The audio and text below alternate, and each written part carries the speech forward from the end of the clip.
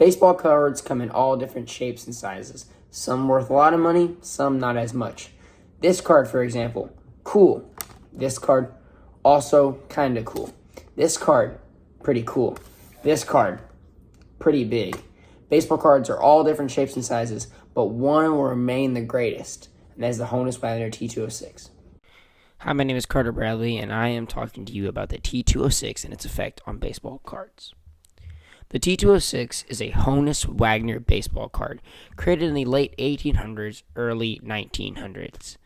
Less than 50 are currently in circulation today, and one recently sold about 40 years ago for $7.25 million.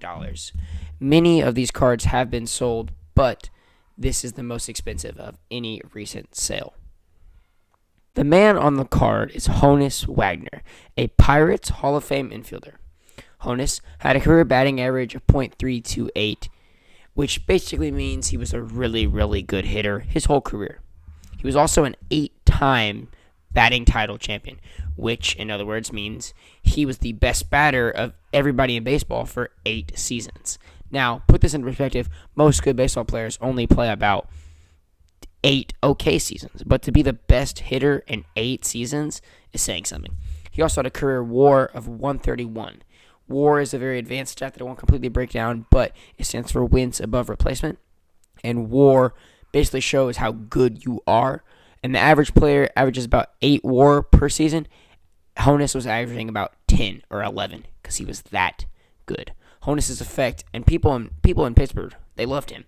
He was famous. All Americans loved him because he was just so good. The T206 origin.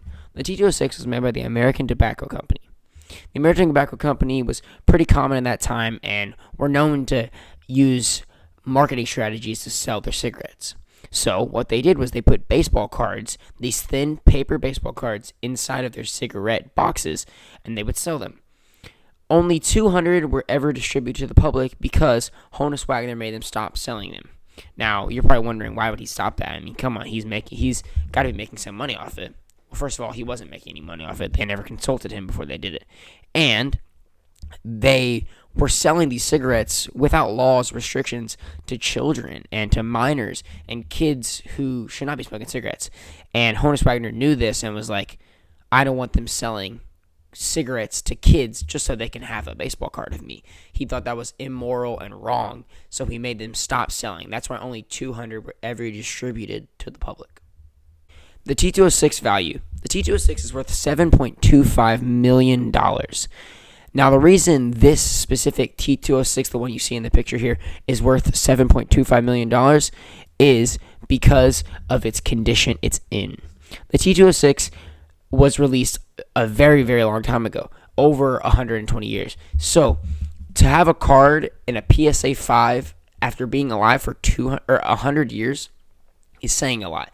PSA is a grading company that grades a lot of cards. They grade everything from baseball cards to Pokemon cards to underwear to socks. They grade everything just on its condition. So, most cards, like the regular baseball cards I showed you at the beginning of the video, are maybe a PSA 6, PSA 7, PSA 10. Now, this Honus Wagner card is a PSA 5, and that's saying something because it's the best condition of any of the cards ever produced, and that's why it's worth $7.25 million. The impact the T206 had on baseball cards. The T206 made players have to give permission before they produce cards revealing their likeliness. So basically that means that players weren't being taken advantage of. Honus was never consulted before they made these cards. Everyone had photos taken of them. They just used the photo that the MLB had of him, or the Pirates had of him. He was never consulted before they made the card.